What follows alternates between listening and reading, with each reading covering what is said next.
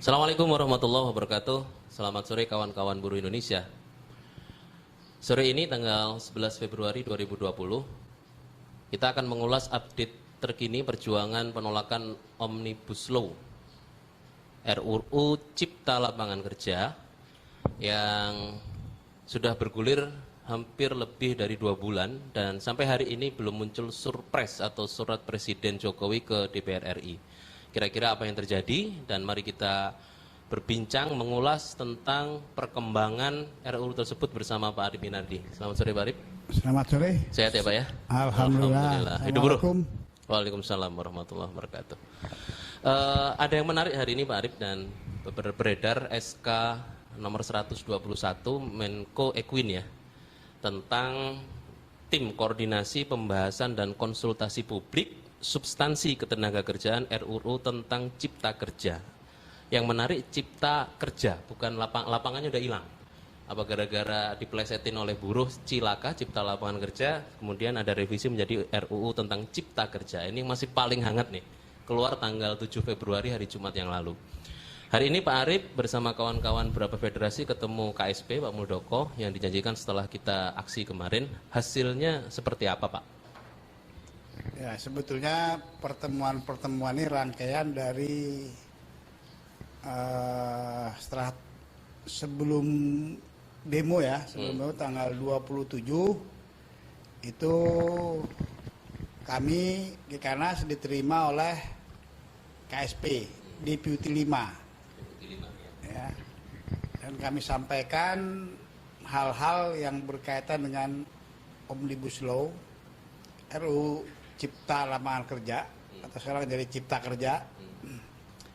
Dan pada saat itu kami sampaikan bahwa ada proses yang keliru, ya, proses yang salah, yaitu setiap undang-undang menurut Undang-Undang Nomor 12 Tahun 2011 bahwa ketika sudah masih menjadi draft pun, ya, ketika sudah niat untuk dimasuk prolegnas, pada saat itu pun sebetulnya seharusnya sudah mulai disebar juga, sehingga tidak sampai rame. Nah, khusus di ketenagakerjaan nyambung dengan Undang-Undang 13 pasal tentang lembaga kerjasama tripartit, sehingga menurut Undang-Undang 12 itu segera disebar agar pemangku kepentingan segera mulai terlibat, ya, pemangku kepentingan. Nah, dalam hal Omnibus Law Cipta Lapangan Kerja ini yang terlibat kan buruh dan pengusaha. Nah, tetapi itu kemarin tidak berjalan, ya. Itu kami sampaikan ke KSP, dan apakah respon atau tidak, tetapi yang jelas tanggal 29 kami diundang oleh Kemenko Equin, ya, yang ditandai oleh Sesmenko Bapak Susibiono, ya, tempatnya di Kemnaker, yang diundang 55 konfederasi dan federasi serikat pekerja seluruh Indonesia. Dalam pertemuan itu dijelaskan tentang kerangka RUU Cipta Lapangan Kerja yang sedang digagas itu. Nah, pada saat itu kami meminta bahwa kami jelas menolak dan meminta itu dicabut dari RUU CLK atau Cipta Kerja sekarang, ya. Nah, itu kemudian tanggal 30 kami melakukan aksi demo di depan istana. Kemudian tanggal 31-nya kami diundang oleh Dirjen PHI, Dirjen Kemnaker bersama bukan ses ya, kalau departemen itu Sekjen, ya, Sekjen Kemenaker, ya, Sekjen Kemnaker itu. Waktu itu kita dari Kemnaker, Dirjen dan Sekjen menanyakan tentang bagaimana masukan dari Serikat Pekerja kepada pemerintah. Ya sebetulnya kan harus diakui bahwa itu belum dibicarakan. Karena itu coba itu disesuaikan lagi. Ya sebelum masuk bicarakan dulu supaya nggak rame lah waktu itu. Ya kemudian itu mereka sampaikan mungkin ke menteri karena mereka mengatakan itu diperintah oleh menteri ya untuk mencari masukan. Ya itu tetapi buat kami begini ya bahwa ya memang sangat terlambat. Mudah-mudahan ke depan jangan begini lagi. Itu kan ketika Pak Jokowi menyatakan akan membuat RUU Omnibus Law ya yang 11 klaster itu pada pelantikan presiden, itu ada waktu Oktober, November, Desember, ada waktu 3-4 bulan itu. Ya, dan kementerian terkait, misalnya Ketenaga Kerja, kan mereka sudah paham tentang dinamika di ketenagakerjaan. Ya, gitu. Itu seharusnya mulai itu sudah bisa dibicarakan. Tetapi ya ternyata tidak dilakukan. Oke, sekarang ya tadi yang sesi itu baru tadi akan dilibatkan. Ya, bagi kami sudah daripada sama sekali kita tidak kita biarkan, lebih baik kita berusaha sekuat-kuatnya untuk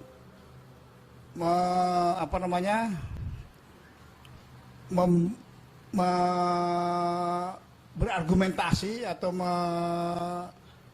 menolak pasal-pasal yang merugikan buruh di dalam tim yang dibentuk. Oke ya, dan mereka tadi berjanji bahwa tim ini benar-benar diajak bicara, dan ketika berbicara dengan DPR, sebelum membahas dengan DPR, itu akan dibahas dulu dengan kami. Gitu. Ya, akan dibahas dengan kami sehingga hak-hak kami tidak hilang lah, kira-kira begitu bahasanya. Ya, kita minta jaminan memang tadi. Ya, tolong itu harus benar-benar dijalankan itu. Ya, bahwa karena kita sudah benar-benar mengalah dalam hal ini. Ya, karena itu ya coba jangan ada lagi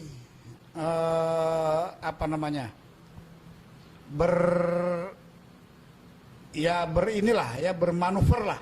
Ya, saya harap jangan lagi ada bermanuver. Cobalah jujur lah. Ini masalah bangsa. Kalau mau adu argumen, ya secara ilmiah lah gitu. Kita lah, kita siap ya untuk itu. Karena mau tidak mau, siap tidak siap, kita harus siap. Yeah. Kalau enggak kita tahu sendiri kan bahwa di DPR pendukung pemerintah 95% mungkin. Sehingga ketika pemerintah masuk ke sana, kalau mereka mau ya bisa diketok. Tapi oke, dengan kekuatan kita di jalanan, ya, dan kekuatan jalanan kita saat ini didengar. Ya, kira-kira makanya bagi teman-teman, apabila mereka mulai tidak jujur, mulai tidak sesuai dengan komitmen yang disampaikan pada hari ini, ya kita harus siap untuk mengawal baik dengan keilmuan maupun dengan massa. Jadi massa harus siap terus menerus ini. Baik. Ya, kira-kira begitu. Lalu apa poin penting dengan KSP tadi pagi yang kemudian sore ini tidak lanjuti di Kementerian Tenaga Kerja? Yang di KSP dulu, Pak. Ya, yang di KSP kami dengar Pak Muldoko memberikan masukan kepada Presiden bahwa memang buruh seharusnya dilibatkan ya dalam setiap proses gitu. Nah itu yang kami dengar. Nah, cuman kan menteri-menteri ini misalkan Pak Mahfud MD tiba-tiba ke Sidoarjo ngomong dengan buruh di pabrik, kenapa nggak kita yang di Jakarta diajak bicara duluan gitu. Yang begini kan juga membuat sebetulnya kasihan kepada presiden, ya kan? Bahwa presiden meminta, bahkan di media presiden mengatakan hati-hati dengan pasal-pasal yang menyangkut nasib buruh. Itu presiden mengingatkan kepada para menterinya. Tetapi kan para menterinya ini yang kurang apa namanya? Kurang mengerti sinyal dari presiden ini ya. Kurang menjalankan perintah presiden ini. Saya nggak tahu apa profesionalismenya atau karena apa. Kira-kira begitu. Itu yang yang tadi pagi dengan KSP berdialog dan dia menegaskan lagi bahwa ini memang harus terlibat. Oke. Gitu ya, kira-kira begitu. Jadi pintu dengan KSP selalu terbuka ya untuk pertemuan lanjutan memonitor sampai dengan pasal-pasal yang ditolak oleh buruh tidak lolos ke DPR. Begini, KSP bersedia untuk berbicara, untuk membahas secara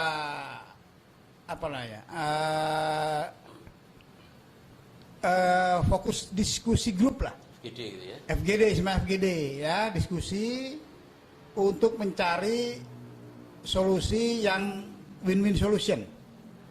Jadi KSP juga ingin menampung dan berdiskusi tentang masalah-masalah tersebut. Saya pikir ya bagus juga karena kan mereka langsung dengan ke presiden kan. Mina presiden ada early warning lah ya dari kita. Ada early warning ya kan yang kita sampaikan melalui KSP. Ya, tetapi juga di kementerian karena ini sudah berjalan, mulai hari Kamis mungkin akan mulai berjalan ya. Tim itu akan mulai berbicara tentang pasal-pasal itu. Itu ya kita harus persiapkan semuanya. Ini benar-benar benar-benar sudah masuk situasi yang ya karena tadi juga disampaikan ya, lupa saya jelaskan bahwa besok draft tersebut dengan surat presiden akan disampaikan kepada DPR. Besok ya? Ya besok. Karena itu besok pun kami akan diberikan draft tersebut. Tadi kita sudah berjanji, besok akan diberikan draft. Kamis langsung kita bahas topik per topik. Misalkan upah, pesangon. Ya per topik lah akan dibahas. Itu janjinya. Ya sudah kita lihat saja. Kalau tidak sesuai janji ya kita kan tinggal turun ke jalan saja kan gitu. Tetapi saat ini ya kita lihat saja lah. Selama mereka serius, benar, seperti dijalankan ya sudah kita lihat di situ. Ya jadi besok draft RUU Omnibus Law Cipta Kerja dengan surat presidennya akan dikirim. Masuk ya. Akan masuk ke DPR. Itu. Jadi tadi diumumkan langsung tadi. Oke. Kira-kira gitu. Berarti besok hari yang cukup panas ya di kalangan buruh karena RUU itu masuk dan ada tim itu yang Kamis langsung bekerja. Ya. Gitu ya. Apakah nanti ada upaya lagi lanjutan misalkan ke Balek atau komisi-komisi yang ada di DPR untuk juga teman-teman konfederasi-federasi ke sana? Ya, jadi begini. Di tim yang dibentuk ini ya kita maksimalkan di situ. Karena mereka berjanji akan dibicarakan dengan jujur di situ. Ya, akan dibicarakan dengan jujur seluruh per topik permasalahan. Ya, kemudian di DPR kami juga sudah ada komunikasi dengan Komisi 9. Ya. Komisi 9 dan fraksi PKS waktu kemarin karena satu-satunya yang oposisi.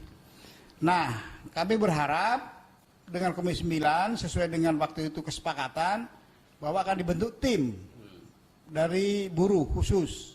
Ya nanti kita sinkronkan lah. Ya di tim di DPR dengan tim yang di kementerian. Ya memang ini butuh kerja keras ini, kerja keras, koordinasi. Makanya memang karena ini penting sekali, ya menurut saya para ketua ini harus turun tangan langsung, ya mengkoordinasi bagaimana pasal-pasal atau hal-hal yang nanti merugikan buruh bisa kita cegah, ya pencegahan dini lah kira-kira itu. Di DPR kita coba nanti akan bentuk tim, kita komunikasikan kembali dengan mereka. Ya. Di SK 121 Menko Equin tadi ada 9 konfederasi ya dan 5 federasi. Ya. Gimana strateginya kira-kira Pak? Di tim itu pimpinan-pimpinan konfederasi turun langsung, kemudian di tim DPR pun juga kuat. Ini mudah-mudahan bisa dua-duanya bisa kuat nih. Di sini dalam cerohannya juga, di luar sana juga ada welcome dari Komisi 9. Kira-kira strateginya seperti apa kira-kira nanti? Jadi sebetulnya kalau yang tadi komposisi konfederasi dan federasi itu solid di situ, saya pikir cukup kuat. Ya, asal solid gitu, suara tidak terpecah, ya gitu. Tetapi apapun itu, bagi kami FSLM SPSI, kami akan secara maksimal mengkaji dengan seluruh kemampuan kami, karena kami juga sudah mulai membahas tentang topik per topik, dan sampai dengan saat ini sebetulnya seluruh topik itu menurut kami ya sebetulnya tidak ada masalah. Ya, masalah pengusaha yang kalaupun ada masalah sebetulnya pemerintah bersama di LKSDP itu bisa diselesaikan semua itu. Coba sekarang misalnya masalah upah, kan jelas di seluruh dunia upah itu pasti ada upah minimum, ya kan? Kan nggak mungkin pengusaha memberikan upah seenaknya, ya kecuali dalam kondisi tertentu. Di Indonesia yang banyak upah yang di bawah upah minimum, tetapi itu perusahaan-perusahaan mikro, iya UMKM, perusahaan mikro memang ya itu jelas masih di bawah upah minimum. Tetapi perusahaan-perusahaan menengah besar itu sebetulnya mereka sudah mampu membayar upah minimum, gitu. Ya, nah sehingga upah minimum itu apa? Upah minimum itu di mana-mana ada definisi, ada ketentuannya yang berhubungan dengan kebutuhan fisik yang layak kan gitu. Mau dibahas kemanapun itu nggak akan jauh dari itu. Mau dibahas kemana coba? Namanya juga upah minimum, kebutuhan fisik minimum yang dibutuhkan oleh seorang manusia. Mau lari kemanapun dibahas di dalam Omnibus Law itu, bahwa pengusaha menginginkan itu bisa lebih rendah lagi, ya namanya sudah bukan upah minimum, itu sudah upah tidak layak, gitu loh. Apakah upah mau dikurangi? Apa definisi upah minimum yang layak bagi pekerja? Apa mau dirubah? Upah minimum layaknya hilang, gitu. Bahkan di upah minimum pun tetap aja ada minimumnya gitu. Ya kan, yang layak kan begitu. Definisi upah minimum itu pasti adalah upah yang dibutuhkan, biaya yang dibutuhkan oleh seseorang untuk hidup secara layak, gitu loh. Ya mau kemanapun nggak akan kemana-mana menurut saya. Coba mau cari apa? Ada berada di situ upah per jam, upah ini, upah itu, upah per jam pun ya harus sesuai dengan upah minimum juga, gitu. Ya, gitu. Jadi ini definisi-definisi itu juga harus hati-hati. Kemudian bukan begitu ada upah per jam, kemudian orang dibayar, gua butuhnya hanya 2 jam saja, gua bayarnya 2 jam, nggak bisa begitu. Sehingga itu nggak itu secara ilmiah pun juga mereka nggak bisa sembarangan gitu. Kalau mereka berusaha mengilmiahkan lah gampang menurut saya, secara ilmiah upah jelas definisinya. Dan di Undang-Undang Dasar itu sudah dijelaskan. Masyarakat atau pekerja berhak penghidupan yang layak. Ini jelas itu. Mau kemana mereka membuat ini dulu, ya kan? Kira-kira begitu. Pak, sekilas kalau lihat SK 121 tadi itu ada 3 unsur ya, pengusaha, pemerintah, dan serikat pekerja. Ya. Ini kalau dilihat Bapak sebut tadi LKS, ini sebenarnya kan juga bentuk LKS itu ada 3 unsur. Sementara LKS nasional itu di SK-kan oleh Presiden, SK ini di level Menko. Nah, kira-kira apa yang terjadi itu di dalam tim pembahasan dan apa itu konsultasi publik lah bahasanya seperti itu ya. Tim koordinasi pembahasan dan konsultasi publik substansi, garis bawahnya substansi ini. Ya. Ini kan mendowngrade seolah-olah ini kalau dilihat dari situ. Tapi jadi, kan ini sebuah peluang ya Pak ya. Jadi begini, memang sebetulnya ya menurut saya karena fungsi-fungsi tidak berjalan sebagaimana mestinya, sehingga di pemerintah pun, makanya saya bilang itu kelihatan cara mereka menangani masalah itu. Ya saya bisa mengatakan lah, profesionalisme para menteri itu diragukan. Ya, dia tidak menguasai masalah yang sebenarnya, sehingga ada masukan sedikit berubah, ada masukan begini begitu, gitu. Coba ya kan, LKS sudah ada, ya tidak maksimal gitu. Ada aja sekarang dibentuk lagi tim koordinasi, ya udahlah buat kami begini. Yang penting saat ini Omnibus harus dikawal. Ya itu dulu. Ya masalah administrasi ya nanti karena kami juga mempersiapkan pengawalan juga bukan main-main. Dengan kajian dan juga dengan masa. Masa setiap saat bisa kita turunkan. Gitu loh. Nah, karena memang beginilah kerja negara kita, para menterinya sudah kayak begini ya kan. Profesionalismenya diragukan sehingga muncul lagi skep itu sudah bagi kita ya kita lihat mudorot yang paling rendah saja daripada mereka membahas tanpa kita ya kan, daripada kemudian dia membuat keputusan yang lebih parah lagi ya sudah kita harus ada di situ. Selama ada kita kan kita cegah semaksimal mungkin ya kita percaya sajalah kepada kemampuan diri sendiri. Ya, kita sudah bertahun-tahun berkecimpung di perburuan, sudah baca banyak hal, mengalami banyak hal, mengalami bagaimana revisi 2006 sampai sekarang, argumen pengusaha seperti apa, kita sudah tahu sebetulnya.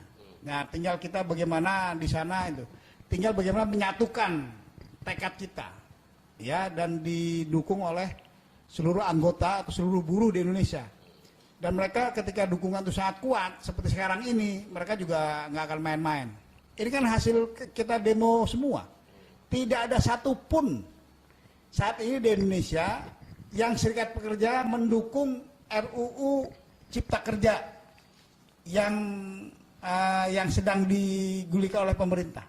Kan tidak ada satupun. Ya kira-kira gitu. Makanya karena tidak ada satupun mereka akhirnya mau terpaksa mau enggak membuatlah surat-surat keputusan itu. Ya, nah, ya karena memang ketidakprofesional mereka dalam bekerja. Makanya kasihan presiden itu. Presiden harus mengerti ini. Ya. Mudah-mudahan mendengar ya omongan saya itu dan bisa kita buktikan tidak profesional semuanya. Pak Arief tadi nyinggung tentang 95% partai di legislatif yang partai koalisi pemerintah gitu ya. Kalau besok surprise dikirim draft RUU Cipta Kerja masuk, apakah jangan-jangan 95% oh ya ayo masuk langsung diketok aja begitu? Ya. Kira-kira nih. Sementara tim yang di SK 121 ini bekerja ya bekerja, ya. Sebenarnya di sana juga bekerja di sana 95% itu. Ya. Bablas lah itu SK apa namanya ya. RUU.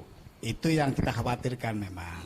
Makanya tadi kami sampai tanyakan, Pak, apa jaminan bahwa ketika masuk ke sana tim yang hari ini dibuat yang akan bekerja bagian memberikan masukan ke DPR, ya kan, memberikan masukan tentang itu, apa jaminannya itu tidak diketok di DPR duluan?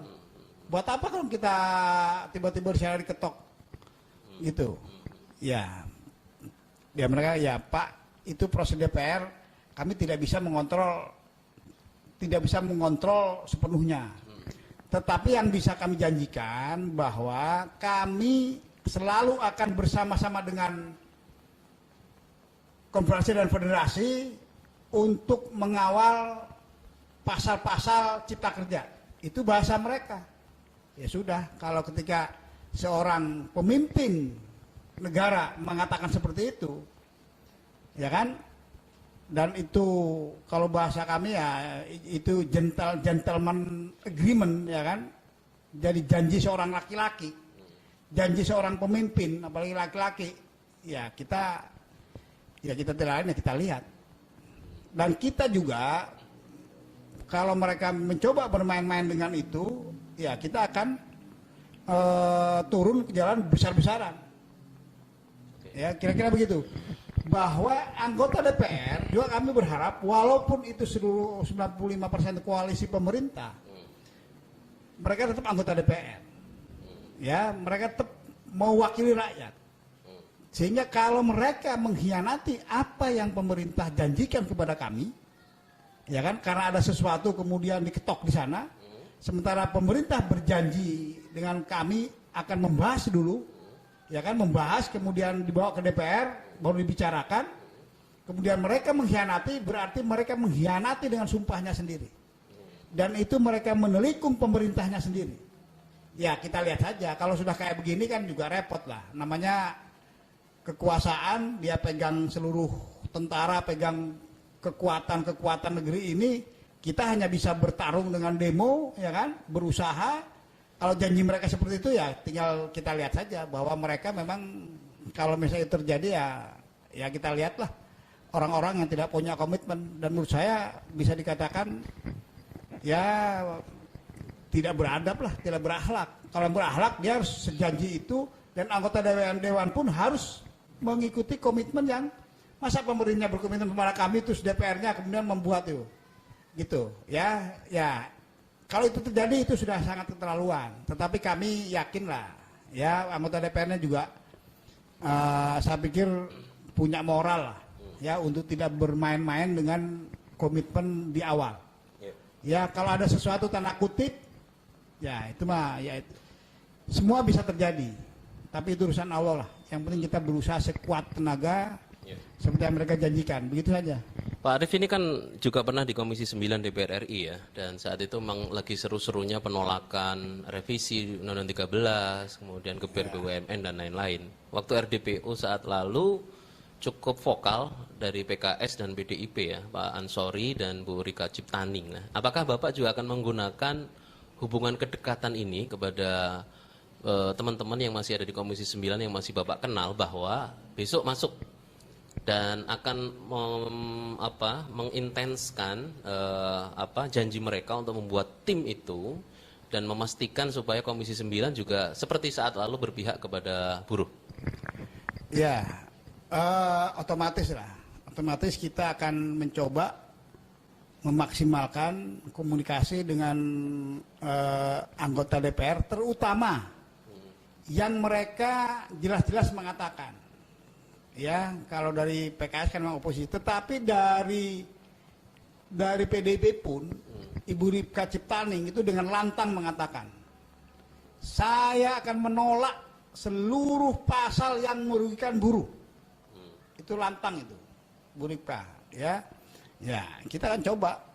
Masalahnya RUU ini dibahasnya belum tentu di Komisi 9. Bisa jadi di Balik, bisa jadi di Pansus. Ya, kita lihat seperti apa besok. Tapi kita kerahkan seluruh daya lah. Anggota DPR kita hubungi, kemudian dengan tim pemerintah kita maksimalkan. Kita itu aja dulu, kita berjuang dulu. Sisanya mohon seluruh buruh, seluruh pekerja berdoalah kepada Allah agar mereka tidak bermain-main dengan nasib manusia, karena mereka juga akan dituntut di akhirat nanti, ya bukan hanya di dunia, kira-kira begitu. Oke, terakhir Pak Arief, 9 konfederasi dan 5 federasi di dalam tim koordinasi tersebut,